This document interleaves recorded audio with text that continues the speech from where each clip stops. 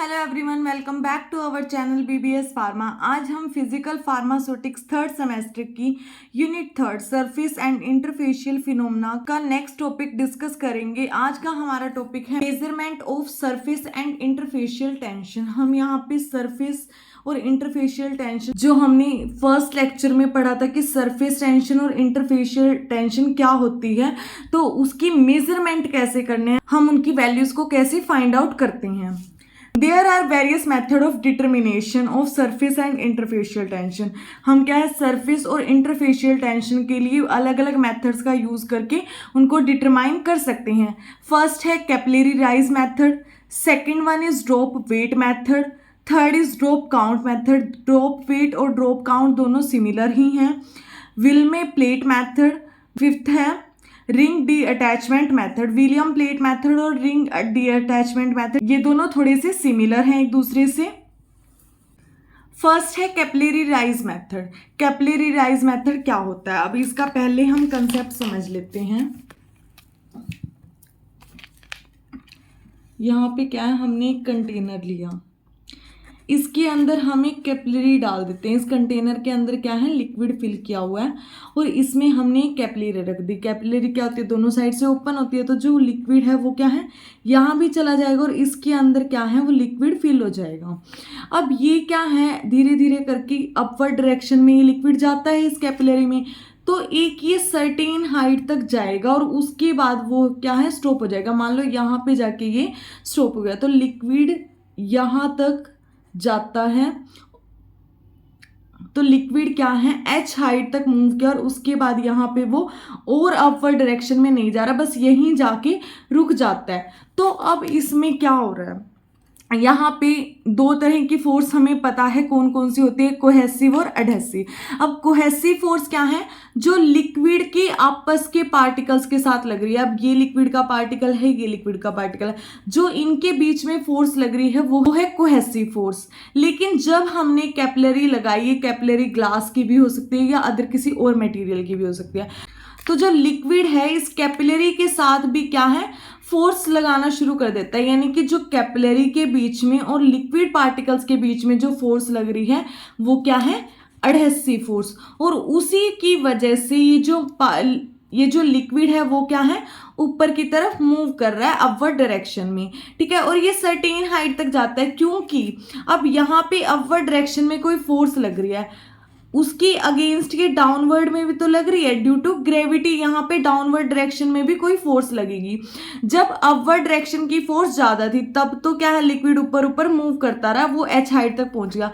लेकिन एक certain height पर जाने के बाद अपवर्ड फोर्स और डाउनवर्ड फोर्स क्या है दोनों इक्वल हो जाएगी, जिसके बाद क्या है वो उससे ऊपर मूव नहीं करेगा, एक सर्टेन हाइट तक ही मूव करेगा। अब वो तीन तरह का यहाँ पे जो कर्वेचर है वो तीन तरह का आ सकता है, कनकेव, कन्वेक्स और इस तरह का। ये तीन जो से मेन है वाटर के लिए ऐसा होता है। बाकी जैसे कि कुछ लिक्विड के लिए कनकेव भी हो सकता है, कुछ के लिए कन्वेक्स भी होता है। अगर हम जर्नल एग्जाम्पल पढ़े तो हम यही वाला कंसीडर करते हैं। अब इसमें क्या है, यहाँ पे ये जो कैपिलरी है इस यहाँ पे एक एंगल बना रही है, तो यहाँ थीटा एंगल है, तो यहाँ भी तो फोर्स लग रही है ना, इस एंगल की वजह से भी कुछ ना कुछ फोर्स इस कैपिलरी में लग रही होगी। तो यहाँ पे क्या है, इसको हम ऐसे कंसीडर करते हैं कि वर्टिकली, अब ये क्या है एक इस तरफ फोर्स लग रही है, तो यहाँ पे इसकी यहाँ अपोजिट में भी फोर्स लग रही है, तो यहाँ भी क्या बन रहा है थीटा एंगल बन रहा है। तो अब क्या है, इस साइड तो वर्टिकल में कोस थीटा है और यहाँ पे साइन थीटा है। अब इस केस में क्या होगा, अगर ये ऐसे है बिल्कुल ये स्ट्रेट लाइन बना रही है जैसे कि वाटर के केस में, तो कोस थीटा क्या है, थीटा की वैल्यू 0 हो जाएगी।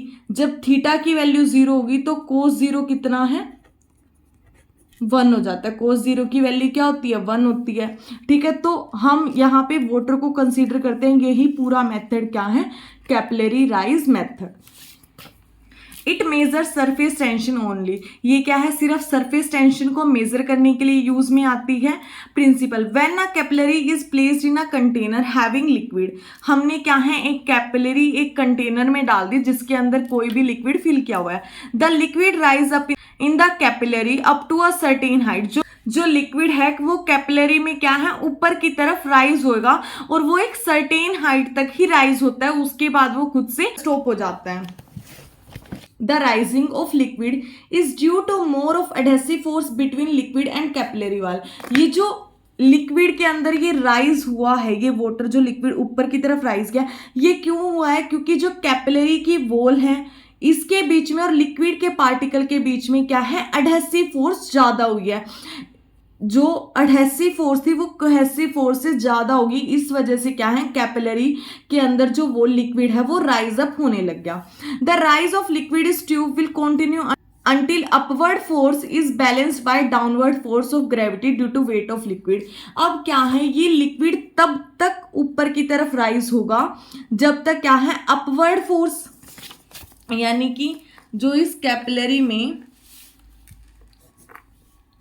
अपवर्ड फोर्स जो है वो डाउनवर्ड फोर्स के इक्वल नहीं होती, यानी कि एफ और एफ डैश दोनों इक्वल नहीं होते। और जो ये डाउनवर्ड फोर्स लग रही है वो किसकी वजह से लग रही है, लिक्विड के वेट की वजह से। जो लिक्विड का वेट है उस पे क्या है ग्रेविटेशनल फोर्स लग रही है, जिससे क्या है डाउनवर्ड फोर्स भी लगेगी और अपवर्ड फोर्स क्या है इनके एडहेसिव फोर्स की वजह से लग रही है। तो इस वजह से क्या है जब अपवर्ड फोर्स और डाउनवर्ड फोर्स दोनों इक्वल हो जाएंगी तो उस केस में क्या है ये जो लिक्विड है वो राइज होना बंद हो जाएगा और यहाँ पे जाके रुक जाएगा। ठीक है, तो अब इसकी डेरिवेशन देख लेते हैं। Upward force at any point of capillary surface is equal to gamma into cos theta. अब क्या है यहाँ पे जो अपवर्ड फोर्स लग रही है वो किसके सरफेस टेंशन के इक्वल होती है और क्या है मल्टीप्लाई में जो एंगल की वजह से फोर्स लग रही है कोस थीटा, उससे हम इसको मल्टीप्लाई कर देंगे। ये सिर्फ किसी एक पॉइंट की बात कर रहे हैं, ठीक है, कैपिलरी में किसी सिंगल पॉइंट पे इतनी अपवर्ड फोर्स लग रही है। लेकिन जब हम पूरी कैपिलरी पे अगर फोर्स की बात करें जो अपवर्ड फोर्स है तो उसको हम कैपिलरी के सरकमफ्रेंस यानी कि 2πr से मल्टीप्लाई कर देंगे इस वैल्यू को।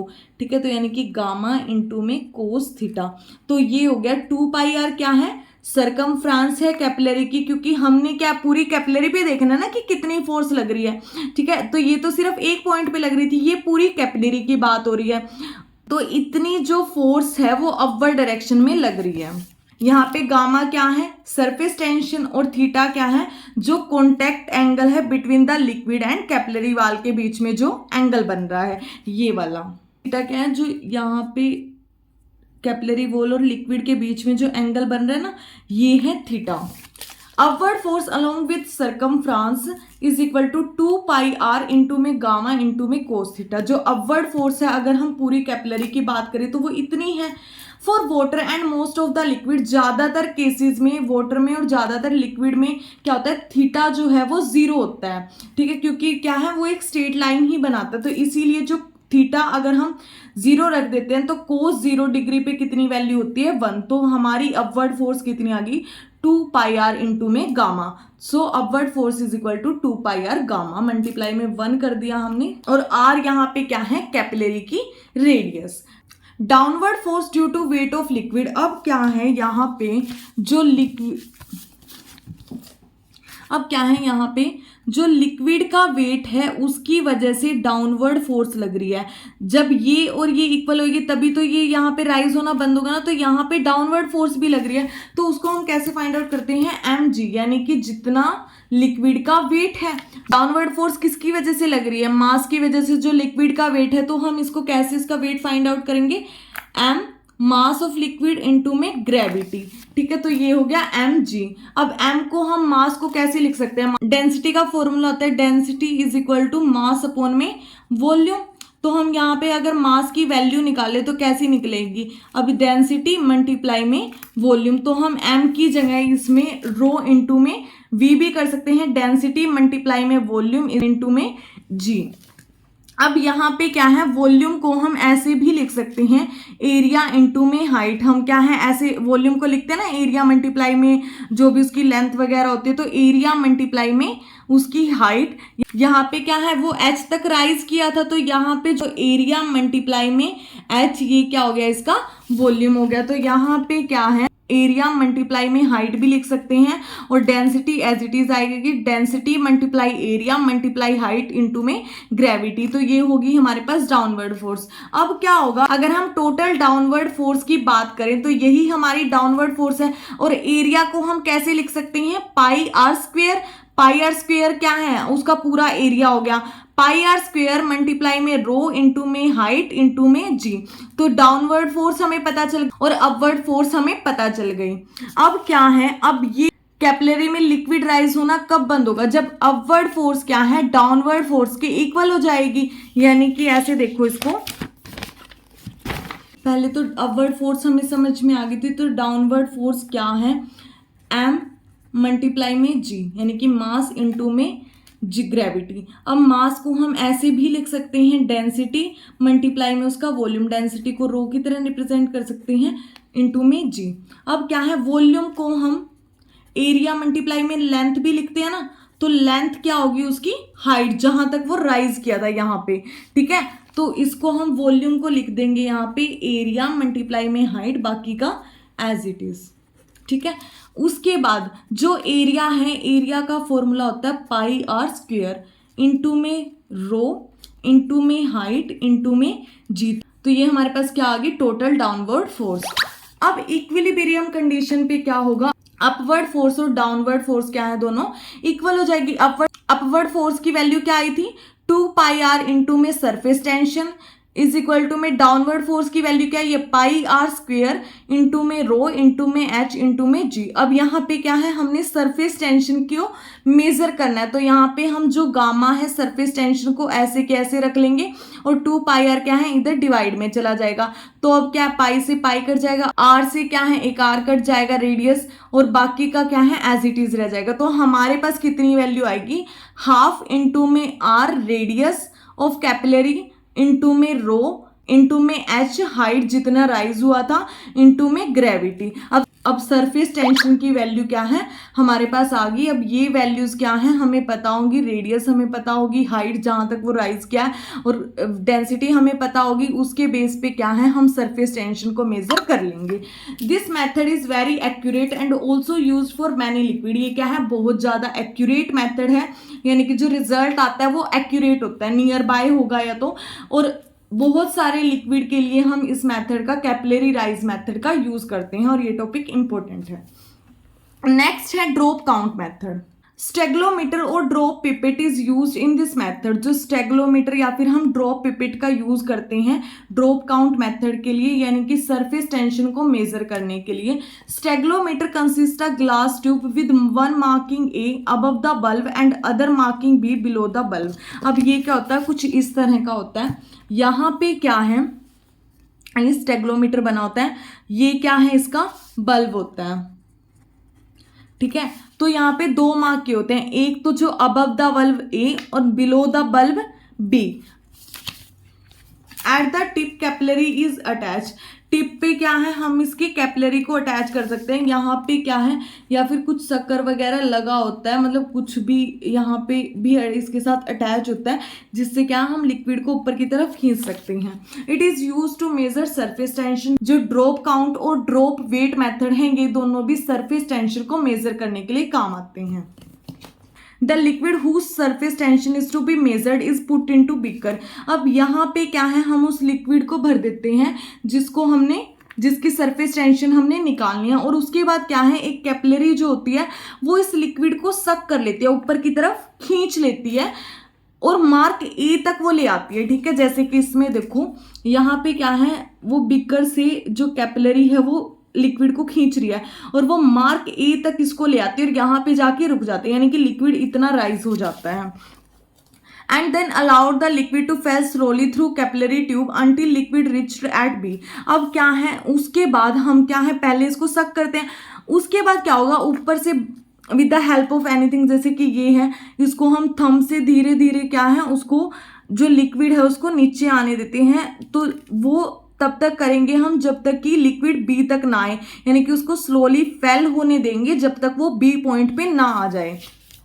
And continuously count the number of droplet. अब क्या है, यहाँ पे जब ये ऐसा हो रहा है कि लिक्विड नीचे की तरफ आता है, तो यहाँ पे क्या है, हम एक बिकर रख देते हैं और जो इसमें से क्या है 1 2 जितनी भी इसकी ड्रॉप गिरती हैं, तो हम वो क्या है ड्रॉप उसकी काउंट कर लेते हैं। ठीक है, ड्रॉप काउंट कर लेंगे। ठीक है, जब यहाँ पे एक नीचे बिकर लगा हुआ है, तो जब ये ए से बी की तरफ आएगा तो ये लिक्विड क्या है नीचे की तरफ जाएगा, और इस बिकर में जब ये जाएगा तो हम इसकी ड्रॉप्स को काउंट करेंगे। तो जो ड्रॉप काउंट और ड्रॉप वेट मेथड है, ये क्या है, दो लिक्विड को कंपेयर करके हम यहाँ पे सरफेस टेंशन मेजर करते हैं। जैसे क्या होता है, हमारे पास 2 लिक्विड होते हैं, एक तो होता है स्टैंडर्ड और एक दूसरा कोई भी जिसको हमने टेस्ट करना होता है। ठीक है, तो स्टैंडर्ड वाला क्या है, इसका हमें सब कुछ पता होता है, इसकी डेंसिटी, इसकी सरफेस टेंशन, इसका हमें सब कुछ पता होगा। और टेस्ट वाले को क्या है, हमें इसकी सरफेस टेंशन को मेजर करना होता है। ठीक है, तो इसके लिए क्या है, पहले हम एक सिंपल इसकी डेरिवेशन समझ लेते हैं, बाद में इसको कंपेयर करके देख लेंगे कि कैसे हम इसकी वैल्यू निकाल सकते हैं कंपेयर करके। अब हमने लास्ट कैपिलरी राइज मेथड में पढ़ा था कि जो फोर्स है वो क्या है, F is equal to 2πr into में गामा। तो ये फोर्स क्या है, इसका वेट भी कंसीडर कर सकते हैं हम। ठीक है, क्योंकि वेट की वजह से लग रही है तो फोर्स, तो इसी की वजह से क्या है 2πr इंटू में गामा, ये होगी इसकी फोर्स। यानी यहाँ पे इसको F मान लो या W मान लो, दोनों बात सेम ही है कि वही फोर्स लग रहा है। तो उसके बाद क्या है, गामा को हम इधर रख देते हैं और ये मल्टीप्लाई में तो इधर जाके डिवाइड में, तो gamma is equal to W और या फिर F अपॉन में 2πr। तो सरफेस टेंशन का फॉर्मूला क्या होगा, गामा इज इक्वल टू में W अपॉन में 2πr, वही है गामा इज इक्वल टू में W अपॉन में 2πr है, W डिवाइड बाई 2πr। अब n कहाँ से आ गया, n क्या है, वो नंबर है जो यहाँ पे जब यहाँ से ड्रॉप गिर रही थी, तो जो हमने ड्रॉप काउंट की थी वो क्या है, नंबर ऑफ ड्रॉप्स। n क्या है यहाँ पे, नंबर ऑफ ड्रॉप। तो a से b की तरफ जब ये आ रही है, फेल हो रही है, तो उस टाइम क्या है, लिक्विड हम बीकर में जमा कर रहे हैं, तो इसीलिए क्या है, हम यहाँ पे उनकी ड्रॉप्स को काउंट कर रहे हैं। तो वो जो n है वो इन्हीं ड्रॉप्स का नंबर है कि कितनी ड्रॉप वहां पे गिरी है। Where W is equal to weight of liquid, n क्या है, नंबर ऑफ ड्रॉप्स की कितनी ड्रॉप क्या है A से B में आते टाइम गिरी है, m is equal to mass of 1 drop, और ग्रेविटेशनल फोर्स क्या है G। अब हम वेट को क्या है ऐसे भी लिख सकते हैं, W is equal to F into में G। तो m क्या है इसका, मास ऑफ 1 ड्रॉप, सिर्फ एक ड्रॉप का मास, यानी कि यहाँ पे बहुत सारी 20 30 कितनी भी ड्रॉप गिरी हो, तो m क्या है, सिर्फ एक ही ड्रॉप का मास है m। उसके साथ हम मल्टीप्लाई कर देंगे g को, ग्रेविटी को, ग्रेविटेशनल फोर्स। अब क्या है 2πr क्या है, पूरे कैपिलरी की सरकमफ्रेंस है। ये हमने कैपिलरी राइज मेथड में भी देख लिया था कि 2πr क्या है, पूरी कैपिलरी की, क्योंकि हमने जो सरफेस टेंशन है वो किसी एक पॉइंट पे तो निकालनी है, हमने तो पूरी कैपिलरी में निकालनी है ना कि कितनी सरफेस टेंशन है। तो गामा तो क्या है, अगर हम सिंपल W अपॉन में n कर देते हैं तो वो सिंपल एक ही पॉइंट पे निकलेगी। अगर हम 2πr करते हैं तो इसका मतलब पूरे कैपिलरी पे कितनी सरफेस टेंशन लग रही है, तो वो पूरे के लिए हम 2πr से इसको मल्टीप्लाई करते हैं। तो इसको हम ऐसे भी लिख सकते हैं, gamma is equal to mg को गामा इज इक्वल टू में वॉल्यूम इंटू में डेंसिटी इंटू में ग्रेविटेशनल फोर्स अपॉन में 2πr इंटू में n है। In this method surface tension measured by comparing of 2 liquid. अब जो ड्रॉप काउंट और ड्रॉप वेट मेथड है, इसमें क्या है, सरफेस टेंशन को हम 2 लिक्विड को कंपेयर करके किसी एक की सरफेस टेंशन फाइंड आउट करते हैं। जैसे कि इसमें क्या, एक स्टैंडर्ड की हमें पता होगी, टेस्ट वाले की हमने फाइंड आउट करनी है। Generally relative surface tension with respect to water is find out. जो क्या है, हम सरफेस टेंशन को किसी नॉन लिक्विड में भी, वो वाटर भी हम ले सकते हैं, उसके रिस्पेक्ट में निकालते हैं। जैसे कि किसी लिक्विड के लिए जिसकी हमने निकालनी है, उसको हमने ले लिया gamma L is equal to में वॉल्यूम इंटू में density of that liquid into में G अपॉन में 2πr NL। अब यहाँ पे क्या है, हमने जो फॉर्मूला निकाला था, हमने जो गामा की वैल्यू निकाली थी वो क्या थी, वॉल्यूम इंटू में डेंसिटी इंटू में ग्रेविटी अपॉन में 2πr इंटू में n। अब यहाँ पे हम किसी एक स्पेसिफिक लिक्विड के लिए ले रहे हैं तो गामा वॉल्यूम क्या है, दोनों के लिए सिमिलर रहेगा कि जितना हम स्टैंडर्ड लिक्विड ले रहे हैं उतना ही हम टेस्ट लिक्विड ले रहे हैं, तो दोनों के लिए वॉल्यूम क्या सिमिलर रहेगा। इनटू में जो डेंसिटी है वो दोनों की अलग अलग होगी, तो इसके लिए row multiply rho L into में जी भी क्या है कांस्टेंट है तो ये भी सेम रहेगा अपॉन में 2πr। अब कैपिलरी का जो सरकमफ्रेंस है, कैपिलरी तो हमने दोनों में सेम ही लिए तो इसकी वजह से जो कैपिलरी का सरकमफ्रेंस है यानी कि मेन तो आर की वैल्यू सिमिलर, कैपिलरी के लिए जो आर की वैल्यू है वो सेम होगी, ठीक है। इनटू में एन, जो नंबर ऑफ काउंट्स हैं वो क्या है अलग अलग होंगे, तो लिक्विड के लिए क्या है एन एल हमने ले लिए, ठीक है। तो ये तो हो गया जो टेस्ट लिक्विड है। अब वाटर के लिए मान लेते हैं हमने जो स्टैंडर्ड लिया जिसका हमें सब कुछ पता है, gamma W is equal to में वॉल्यूम सिमिलर है, रो डब्ल्यू डेंसिटी अलग अलग है इसीलिए, जी कांस्टेंट है तो सिमिलर, 2πr कैपिलरी सिमिलर है तो सिमिलर ही सरकमफ्रेंस होगी, इनटू में एन डब्ल्यू। अब इसको क्या है हम दोनों को डिवाइड कर देंगे, ठीक है। ये वैल्यू क्या है जो सरफेस टेंशन है लिक्विड के लिए और ये वैल्यू क्या है सरफेस टेंशन ऑफ वाटर। अब यहाँ पे क्या है हम इन दोनों को डिवाइड करते हैं, तो यहाँ पे क्या है हम 1 और 2 को डिवाइड कर देंगे, तो गामा एल अपॉन में gamma W is equal to में जो इसकी वैल्यू थी और जो इसकी वैल्यू थी, अब वॉल्यूम क्या है दोनों के लिए सिमिलर है तो कट जाएगा, जी क्या है ग्रेविटी भी कांस्टेंट है तो ये भी कट जाएगी, जो 2πr है कैपिलरी का सरकमफ्रेंस ये भी कट जाएगा क्योंकि ये भी सिमिलर है। तो अब जो बचेंगी वो वैल्यू क्या है, रो एल अपॉन में एन एल अपॉन में रो डब्ल्यू अपॉन में एन डब्ल्यू। जब ये मल्टीप्लाई में जाएंगे तो ये क्या है उल्टी हो जाते हैं, इसको हम ऐसे कैसे लिखेंगे मल्टीप्लाई में, ये क्या है एन डब्ल्यू जो है ऊपर आ जाएगा और जो रो डब्ल्यू है वो नीचे चला जाएगा, तो यानी कि गामा एल अपॉन में गामा डब्ल्यू की वैल्यू क्या आई, rho L N W upon में एन एल रो डब्ल्यू, ठीक है। तो इसके बेस पे अब जो वाटर है स्टैंडर्ड है तो इसकी वैल्यू हमें पता है सरफेस टेंशन ऑफ वाटर। तो अब यहाँ पे क्या है हमें डेंसिटी लिक्विड की और वाटर की दोनों की पता होगी, दोनों के नंबर ऑफ ड्रॉप्स हमने काउंट कर रखे होंगे लिक्विड के लिए भी और वाटर के लिए भी, और वाटर क्या है यहाँ पे स्टैंडर्ड लिया है हमने, स्टैंडर्ड लिक्विड लिया तो इसकी भी हमें सरफेस टेंशन पता होगी, इसको हम इधर ले जाएंगे मल्टीप्लाई के लिए और यहाँ पे क्या है लिक्विड की सरफेस टेंशन को हम इजिली फाइंड आउट कर सकेंगे क्योंकि यहाँ पे ये सारी वैल्यूज हमें पता है। नेक्स्ट है drop weight method, it is similar to drop count method. यहाँ ये क्या है बिल्कुल सिमिलर है ड्रॉप काउंट मेथड के। इसमें क्या है नाम से इंडिकेट हो रहा है, इसमें हम वेट को कंसीडर करेंगे, जो वहां पे हमने क्या है नंबर ऑफ ड्रॉप्स लिए थे यहाँ पे क्या है हम ड्रॉप का वेट ले लेंगे।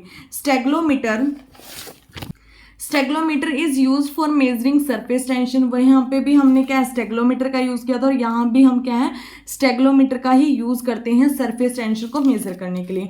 इन this method we consider weight of drops instead of number of drops of liquid. यहाँ पे क्या है हम ड्रॉप्स के वेट को कंसीडर करेंगे, नंबर ऑफ ड्रॉप्स को हम जो ड्रॉप के काउंट है उनको कंसीडर नहीं करते। डेरिवेशन इसकी देख लो, W इज इक्वल टू में 2πr इंटू में गामा, ये हमने कैपिलरी राइज और ड्रॉप काउंट मेथड दोनों में देख लिया है। तो जो वेट है वो क्या है ड्रॉप्स का जो टोटल वेट है वही उसकी फोर्स के बराबर है, तो ये कितनी वैल्यू आई थी हमारे पास 2πr इंटू में गामा। तो सरफेस टेंशन निकालने के लिए हम 2πr क्या है इधर डिवाइड में चला जाएगा, तो सरफेस टेंशन का क्या फॉर्मूला होगा गामा इज इक्वल टू में वेट ऑफ ड्रॉप्स अपॉन में 2πr। 2πr क्या है जो भी कैपिलरी हमने यूज की है स्टेगलोमीटर में उसकी सरकमफ्रेंस, गामा यहाँ पे क्या है सरफेस टेंशन है और W क्या है वेट ऑफ ड्रॉप्स।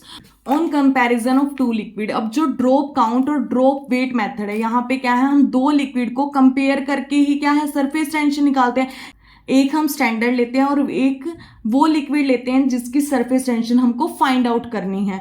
तो यहाँ पे y1 की हमने सरफेस टेंशन फाइंड आउट करनी है, तो y1 इज इक्वल टू में W1 अपॉन में 2πr, जो सरकमफ्रांस है वो दोनों लिक्विड के लिए सिमिलर रहेगी, 2πr इसके लिए 2πr इसके लिए, क्योंकि जो कैपिलरी का रेडियस है वो क्या है, सेम है, क्योंकि हम सेम ही कैपिलरी यूज कर रहे हैं, ठीक है। तो सरफेस टेंशन दोनों की अलग अलग होगी और वेट क्या है वो भी दोनों का अलग अलग होगा। अब यहाँ पे क्या है, जो बिकर में जो ड्रॉप्स आ रही थी उसका हम क्या है टोटल वेट काउंट कर लेंगे। मतलब मान लो कि 20 ड्रॉप गिरी और उनका वेट कितना है 100 ग्राम। तो यहाँ पे क्या है, हम तो 5 ग्राम क्या है एक ड्रॉप का वेट हो गया, ठीक है। तो यहां से हम जितनी भी ड्रॉप हम काउंट करें और उसका जो टोटल वेट हम करके क्या है वेट उसका फाइंड आउट कर लेंगे। उसके बाद क्या है, हम यहाँ पे दोनों लिक्विड को कंपेयर करेंगे। Gamma 1 is equal to W1 upon में 2πr, gamma 2 is equal to में W2 अपॉन में 2πr। गामा 1 क्या है surface tension of one liquid और W2 क्या है weight of drop of one liquid, एक जो भी लिक्विड है उसकी ड्रॉप्स का वेट, और W2 क्या है weight of drop of another liquid, जो दूसरा लिक्विड है उसकी ड्रॉप्स का वेट, और गामा 2 क्या है surface tension of another liquid, जो दूसरा लिक्विड है। R is same because of same capillary. अब हम क्या करेंगे, इन दोनों को डिवाइड कर देंगे। गामा 1 अपॉन में गामा 2 इज इक्वल टू में जो ये वैल्यूज थी इनको हम जब डिवाइड करेंगे तो 2πr से 2πr कैंसिल हो जाएगा और हमारे पास क्या वैल्यू आ जाएगी W1 अपॉन में W2। अब यहाँ पे क्या करेंगे, यहाँ जो वैल्यू आई है गामा 1 अपॉन में गामा 2 इज इक्वल टू में W1 अपॉन में W2। तो ये मान लो हमने 1 वाले की सरफेस टेंशन फाइंड आउट करनी है, इसकी हमें पता, तो इसको हम यहाँ पे मल्टीप्लाई में ले जाएंगे तो ये आ जाएगी गामा 1 इज इक्वल टू में गामा 2 W1 अपॉन में W2। यहाँ पे इसकी वैल्यू हमें पहले से पता होगी क्योंकि ये स्टैंडर्ड वाला है। और दूसरा जो W1 और W2 है इन दोनों की वैल्यू क्या है, हम जब ड्रॉप काउंट करेंगे, नंबर ऑफ ड्रॉप्स को काउंट करेंगे तो उस टाइम हम इन दोनों के वेट को मेजर कर लेंगे। इसी के साथ आज का हमारा टॉपिक खत्म होता है। आई होप आप सबको अच्छे से समझ में आया हो। नेक्स्ट जो 2 मेथड हैं measurement of surface tension and interfacial tension, वो हम नेक्स्ट वीडियो में कवर करेंगे। ऐसी ही और वीडियो के लिए हमारे चैनल को सब्सक्राइब करें। Thank you everyone.